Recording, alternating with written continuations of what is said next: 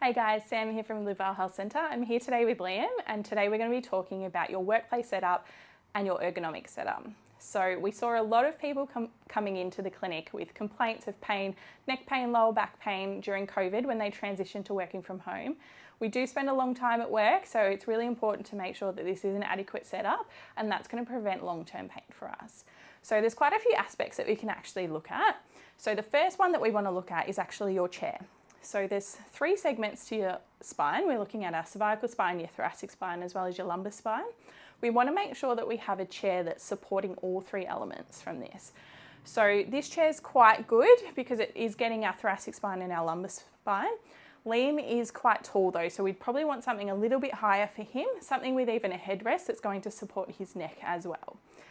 So the other thing that we would look at straight away is the desk height and the screen height.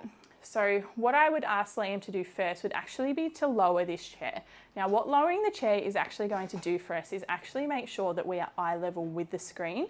That's going to prevent us looking up, looking down, and making sure that we're not putting too much strain on our neck. So the issue that this can cause for a lot of people, although not with Liam, again he is quite tall, but if you are a little bit shorter, what lowering the chair can do is make sure that or adjusting the chair height in general can change the height of your legs. We do really want your knees at a 90-degree angle, not too high or too low. If you feel like your legs are sitting up from the ground, you can get a little bolster like this to pop under your feet or a little footstool. It's really important to keep that neutral position so we're not putting too much strain through that lumbar spine. The other areas that we can look at are our keyboard and our mouse. So we don't want to be reaching too far for our keyboard and our mouse. That can cause a lot of strain through the shoulders as well as the neck. So the next thing I'd ask him to do is to bring those forward so that they're nice and easy to reach. The same goes if you've got a phone on your desk that you're using quite regularly, you want that to be an easy reach for you. The other things that we can do for that is adding a little guard underneath your wrists. So you just place that in front of your keyboard, and what that does is stops too much flexion and extension through the wrist, again sitting at a neutral position whilst you're typing. There are also similar things for the mouse that have a little guard on the bottom. So you can place that underneath your wrist, and same thing, it's just going to stop any flexion or extension.